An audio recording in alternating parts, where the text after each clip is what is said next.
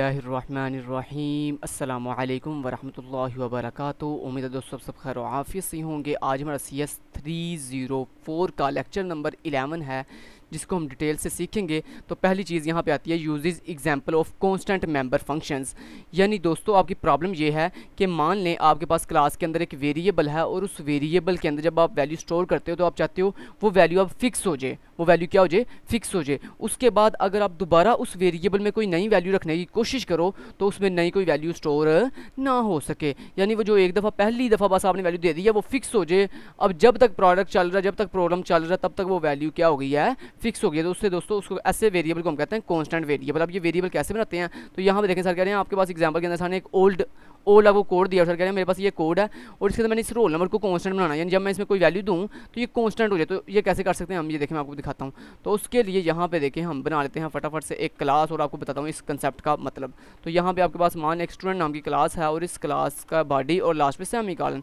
इस क्लास के अंदर मान लें आपके पास एक इंट रोल नंबर नाम का वेरिएबल है, रोल नंबर, ठीक है। और उसके अंदर आपने एक पब्लिक एक्सेस स्पेसिफायर के अंदर क्या बनाया हुआ है, एक जनाब अपना कंस्ट्रक्टर क्रिएट किया हुआ। कंस्ट्रक्टर, तो कंस्ट्रक्टर आपको पता है एक ऐसा स्पेशल फंक्शन होता है जिसका नाम सेम क्लास के नेम जैसा होता है।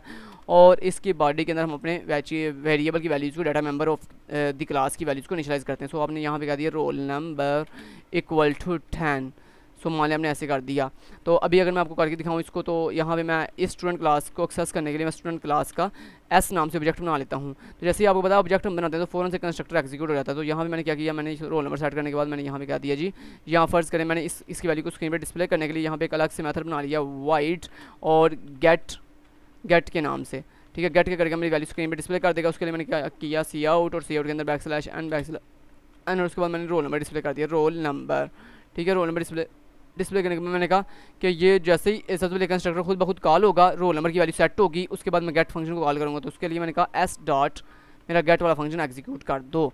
सो ये एग्जीक्यूट कर देगा। सो इसको मैं कंपाइल करता हूँ और यहाँ पे देखें आपकी वैल्यू 10 जो है वो स्क्रीन पे डिस्प्ले हो रही है। मान लें अब आप चाहते हो नेक्स्ट टाइम दोस्तों आपने इसी वैल्यू को चेंज कर दिया, मान लें आपने दोबारा कर दिया। यहाँ पे अगर मैं आपको दिखाऊँ रोल नंबर इक्वल टू 20, मान लिया हमने ऐसे कर दिया।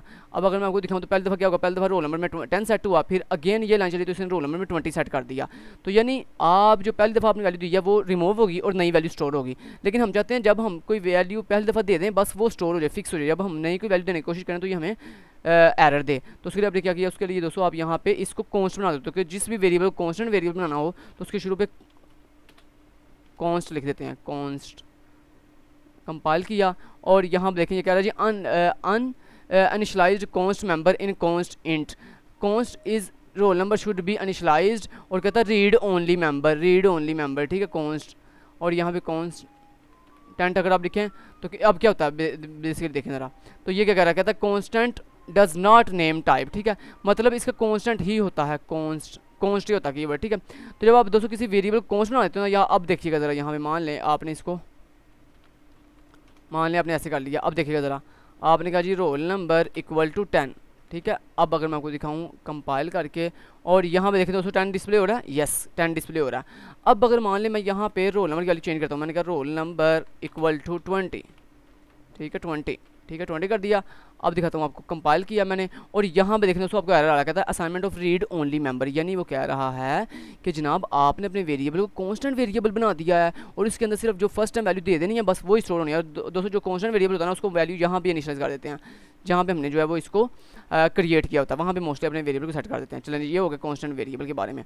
तो ये सारा हमारी प्रॉब्लम होगी सॉल्व। ये प्रॉब्लम थी पहली जो हमने सॉल्व करनी थी। नेक्स्ट चलते हैं अगले कंसेप्ट पर। अच्छा, difference between initialization and assignment.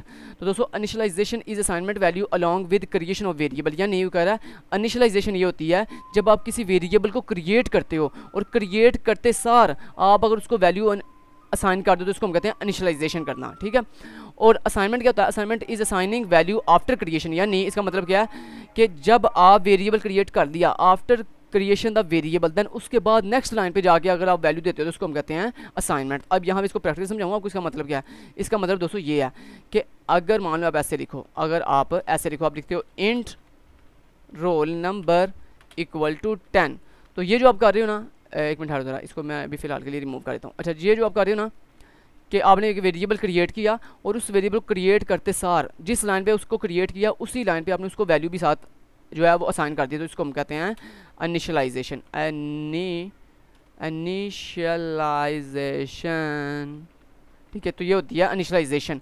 लेकिन दोस्तों अगर जो है वो आप किसी वेरिएबल को इस तरह बनाओ, मान लो आपने एक वेरिएबल बनाया, मान लो ऐसे स्ट्रिंग टाइप का नेम नाम से, ठीक है, नेम नाम से अपने वेरिएबल बनाया, लेकिन आपने इसको कोई वैल्यू क्रिएशन के दौरान ये देखिए आपने कोई भी इसको इक्वल लगा के वैल्यू साइन नहीं की, जबकि आप चाहते हो जो जब ये क्रिएट हो गया, यानी वेरिएबल नेम नाम का क्रिएट हो गया, आफ्टर क्रिएशन नेक्स्ट लाइन पे जाके, यानी अगली लाइन पे जाके, या फिर जब मर्जी जहाँ मर्जी किसी भी लाइन पे जाके आपने देन जो है नेम को वैल्यू जो है वो साइन की, मान लो आपने खिज़र, तो ये क्या कहलाता है, ये कहलाता है असाइनमेंट।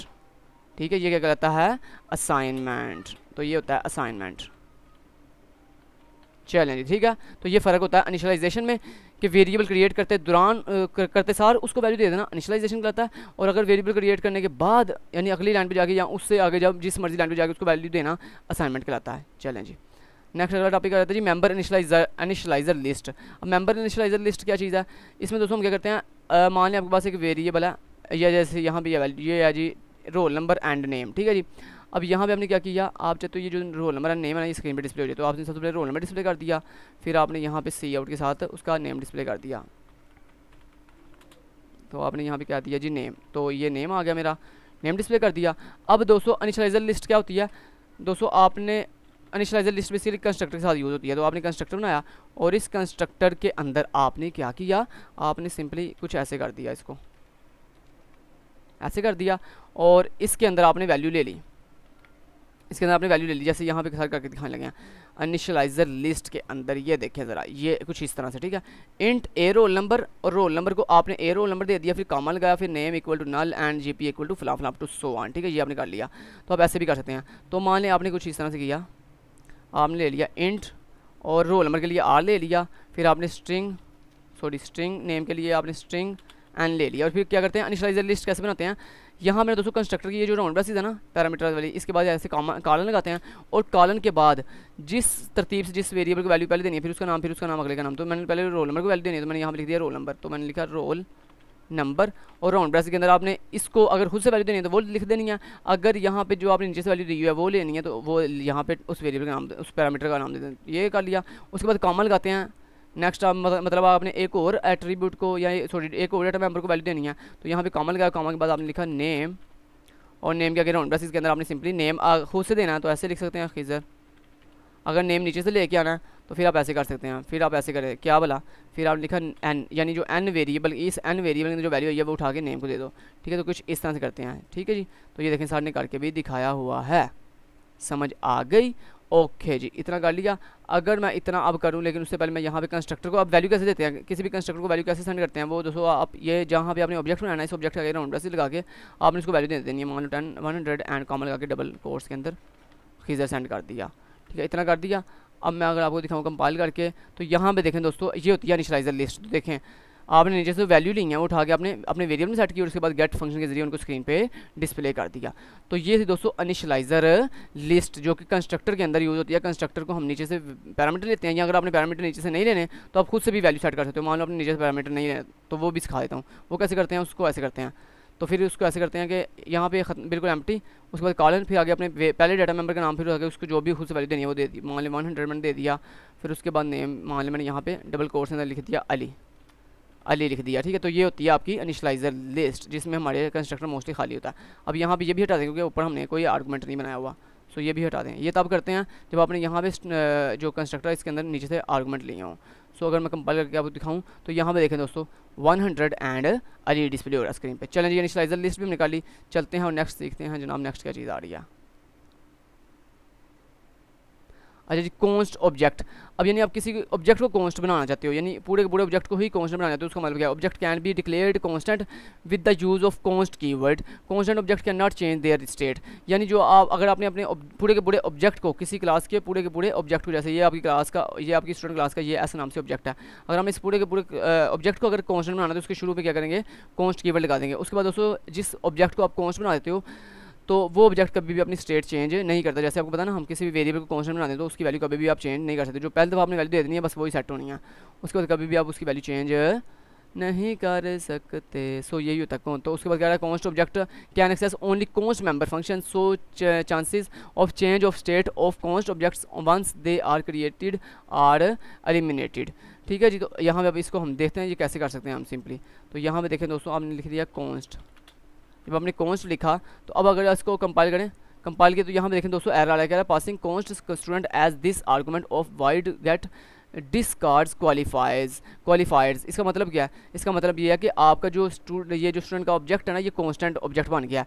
और आपको पता ना अभी सर ने क्या बताया कि जो कांस्टेंट ऑब्जेक्ट होते हैं वो सिर्फ कांस्टेंट मेंबर फंक्शंस को ही कॉल करते हैं। तो ये जो आपका गेट मेथड है ये कांस्टेंट डाटा मेंबर कांस्टेंट नहीं है। तो इसको कांस्टेंट कैसे बनाएंगे? इसको आप यहाँ पे ऐसे कांस्ट बना दो, इसको भी कांस्ट बना दो। अब अगर मैं वो कंपाइल करके दिखाऊँ तो ये देखो ये बिल्कुल एग्जैक्ट जो है वो रन हो रहा है। ठीक है जी। तो ये दोस्तों मतलब होता है कि अगर आपने किसी क्लास के ऑब्जेक्ट को कांस्टेंट बनाना है तो उसके शुरू पे कांस्ट कीवर्ड लगा दो, और फिर जब आप किसी ऑब्जेक्ट को कांस्ट बना दोगे तो फिर वो सिर्फ उन्हीं मेंबर फंक्शंस को कॉल करेगा या उन्हीं फंक्शंस को सिर्फ एग्जीक्यूट करेगा जो कि फंक्शंस क्या होंगे? कांस्टेंट फंक्शंस होंगे, कांस्टेंट मेंबर फंक्शंस होंगे। ठीक है जी। चलें अगले कंसेप्ट की तरफ बढ़ते हैं। अगला आ रहा है स्टैटिक वेरिएबल। स्टैटिक वेरिएबल दोस्तों क्या होते हैं? स्टैटिक वेरिएबल ये होते हैं कि मान लें आपके पास क्लास के अंदर एक वेरिएबल है, ये देखें जैसे ये देखें ना आप क्लास के अंदर आपके पास एक वेरिएबल है, जैसे ये देखें एक वेरिएबल है जी। ठीक है। और ये वेरिएबल है जी रोल नंबर के नाम से। ठीक है जी। इस वेरिएबल के अंदर ये आपने कंस्ट्रक्टर हटा दिया मान लें। क्लियर? अब क्या होगा? चलिए कंस्ट्रक्टर बना लेते हैं। मान लें आपने कंस्ट्रक्टर बना लिया, आपने क्या दिया स्टूडेंट, और स्टूडेंट कंस्ट्रक्टर के अंदर आपने डिफ़ॉल्ट वैल्यू सेट कर दी रोल नंबर की, रोल नंबर, और रोल नंबर की वैल्यू आपने कर दी इक्वल को किसके? 1 के। ठीक है जी। अब अगर मैं ये नेम वाली लाइन ख़त्म कर दें कि यहाँ जो कोड सर ने किया हुआ वही कोड कर लेते हैं हम भी। तो यहाँ भी जैसे सर ने किया हुआ फन फंक्शन के अंदर, ये मेन के अंदर फन 1 एंड फन 2 सर ने किया हुआ है, फाइन फंक्शन बनाया हुआ है। तो कांस्टेंट का मतलब क्या होता है? ये स्टैटिक हम करें स्टैटिक वेरिएबल। तो स्टैटिक वेरिएबल का पहले बता देता हूँ। कहता है static variable of a class are such variables which are independent of class object. यानी ये ऐसे वेरिएबल होते हैं जो अपनी जो अपनी वैल्यू चेंज नहीं करते हैं, यानी जो इनको पहली दफ़ा वैल्यू दे देनी है इन्होंने उसी को आगे लेके जो है वो कंटिन्यू करना है। सो मान लें जैसे ये देखें, जैसे ये मेरे पास ऑब्जेक्ट है ना, ये ऑब्जेक्ट है। अब इस ऑब्जेक्ट के साथ आप मान लो और भी ऑब्जेक्ट बनाते हैं, मान लो S1 S2 S3, मान लो आपने 3 ऑब्जेक्ट बना लिए। ठीक है। अब क्या होगा? और मान लो आपने यहाँ पे कह दिया जी रोल नंबर इक्वल टू 1। ठीक है। 1 से स्टार्ट कर लिया। उसके बाद आपने क्या किया? उसके बाद आपने कहा जब भी ये स्टूडेंट फंक्शन चलेगा ना तो आपने क्या किया? आपने कहा रोल नंबर को प्लस प्लस करते जाना, प्लस प्लस समझ दो ना, यानी 1 का इजाफा करते जाना। तो दोस्तों क्या होता है जब भी आपको पता है कोई ऑब्जेक्ट क्रिएट होता है तो क्या होता है? ये नए से सारे डाटा मेंबर उस सारे के सारे डाटा मेंबर नए से इनिशियलाइज होंगे, यानी रोल नंबर की बार बार वैल्यू जो है 1 से स्टार्ट होगी। ऐसे ही है ना। अगर हम विदाउट स्टैटिक करें तो अगर मैं आपको दिखाऊँ इसको विदाउट स्टैटिक, तो मैं आपको करके दिखाऊँ। यहाँ पे देखो मान लो आपने क्या दिया S1 डॉट गेट, फिर मैं आपको बाकी भी दिखाता हूँ सारे। ये देखो जी मान लो आपने ऐसे कर दिया, आपने कहा S2 डॉट गेट। ठीक है। फिर आपने कहा S3 dot gate, S3 dot gate कर लिया आपने। ठीक है। और यहाँ पे आपको दिखाऊंगा, आप कंपाइल किया मैंने, और यहाँ पे देखो दोस्तों आपको क्या प्रिंट हो रहा है? 2 कैसे प्रिंट हुआ है वो आपको लॉजिक समझा देता हूँ। वो इसलिए प्रिंट हुआ है दोस्तों, जब S1 S2 S3 क्रिएट हुआ तो क्या हुआ? S1 क्रिएट हुआ तो उसका ये रोल नंबर नाम का वेरिएबल बना मेमोरी के अंदर, जिसकी वैल्यू क्या होगी? 1 होगी। और जैसे वो ऑब्जेक्ट आपको पता बनता है तो क्या होता है? वेरिएबल की वैल्यू 1 होगी और साथ ही कंस्ट्रक्टर भी खुद ब खुद कॉल हो गया। तो कंस्ट्रक्टर जब कॉल हुआ तो उसने क्या किया? 1 में एक 1 का इजाफा किया तो जवाब हो गया 2, जवाब क्या आ गया? 2। तो वो 2 जो है सबका उसने प्रिंट कर दिया। लेकिन अगर मान लो आप इसको स्टैटिक बना देते हो, यानी आप इस वेरिएबल के शुरू पे स्टैटिक लिख देते हो, स्टैटिक। अब देखते हैं क्या होता है। इसको मैंने किया कंपाइल, और यहाँ पे देखें दोस्तों अभी ये क्या कह रहा है? I S for in class static member student roll number. मतलब यहाँ पे ये है, इसको मान लो ये आपने ऐसे कर दिया, मान लो रोल नंबर आपने ऐसे कर दिया। अब आप अगर किसी कंपाइल करो तो ये ID रिटर्न 1 एग्जिट स्टेटस कह रहा है। अच्छा मैं आपको इसका वैसे, ओहो यार ये कॉन्स्ट क्यों हमने लगाया हुआ है? अच्छा ये हटा देते हैं फ़िलहाल के लिए। ठीक है जी। अब मान लो आपने जो है ना, आपने कहा रोल नंबर इक्वल टू 1 और फिर आपने कहा रोल नंबर प्लस प्लस। ठीक है जी। अब देखो स्टैटिक के साथ कंपाइल किया इसको, ये कह रहा है जी अनडिफाइंड रेफरेंस। एक मिनट है जी, एक मिनट। S1 S2 S3 ठीक है।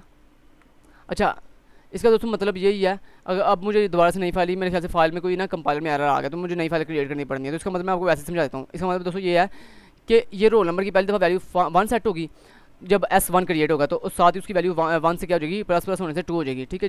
तो जब S1 क्रिएट हुआ तो इसका आंसर क्या हो गया, रोल नंबर का 2 हो गया।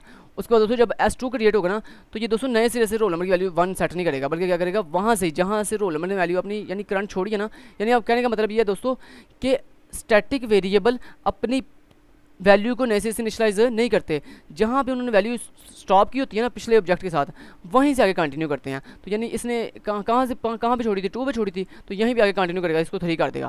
फिर उसके बाद जब S3 क्रिएट होगा तो ये इसको यहाँ से आगे कंटिन्यू करके इंक्रीमेंट करके 4 कर देगा। तो ये मतलब होता है कॉन्स्टेंट का, कि ये अपनी वैल्यू को नए सिरे से इनिशियलाइज नहीं करते, बल्कि जहाँ से ये अपनी वैल्यू को छोड़ते हैं वहीं से आगे कंटिन्यू करते हैं।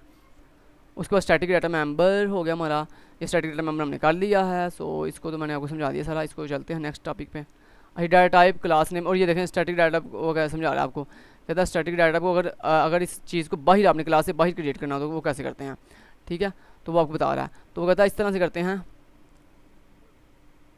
क्लास से बाहर इसको लेके आना होना, तो आप क्लास से बाहर कैसे से यूज़ करते हो वो आपको बता देता हूँ। उससे दोस्तों आप लिखते हो अपनी सबसे पहले डाटा टाइप, कॉन्स्टेंट पॉइंटर की, कॉन्स्टेंट वेरिएबल की डाटा टाइप, और आगे बताते हैं अपनी क्लास का नाम। तो मेरी क्लास का नाम क्या, स्टूडेंट, और आगे रेजोल्यूशन ऑपरेटर, और उसके बाद अपने वेरिएबल का नाम किया जी, मेरे वेरिएबल का नाम है क्या बोला, लेकिन उसके लिए शर्त ये है कि आपका ये जो वेरिएबल है, 1 मिनट देना मैं बताता हूँ आपको। अच्छा वेरिएबल को चेक करते हैं पहले, 1 मिनट यहाँ पे देख लेते हैं। मेरे वेरिएबल का नाम क्या जी, रोल नंबर इक्वल टू 1। अब यहाँ पे करके देखते हैं एक काम, यहाँ पे अब ये वाली चीज़ लाइन ख़त्म कर देते हैं, हमने ऑलरेडी वो वैल्यू दे दी है। ये देखें चल गया 444, कैसा आपको कहा था ना 44 आना है आंसर, तो मैंने आपको पहले बता दिया था। तो दोस्तों हाँ मुझे याद है ऐसा जी, ये जो वैल्यूज़ हैं हम इसको स्टैटिक वेरिएबल जब आप बनाते हो तो उसको जो हम वैल्यू इनिशियलाइज करते हैं ना, वो इनिशियलाइज वैल्यू कहाँ पे करते हैं, क्लास से बाहर आके वैल्यू इनिशियलाइज करते हैं। क्लास से बाहर आके अपनी वैल्यू जो है उसे इनिशियलाइज कर देनी है एक दफ़ा। जो आप वैल्यू इनिशियलाइज बस एक दफ़ा कर दोगे, उसके बाद दोस्तों वो उसके आगे कंटिन्यू करेगा, उससे चाहे आप जितने मर्जी ऑब्जेक्ट आप बनाते जाओ यहाँ पे, ठीक है। अगर मान लो आपने एक और ऑब्जेक्ट बनाओगे ना, तो ये क्या करेगा, ये यहाँ से आगे कंटिन्यू करेगा, यानी इसको नए से इनिशियलाइज नहीं करेगा 1 को, बल्कि 4 से आगे ही कंटिन्यू करेगा।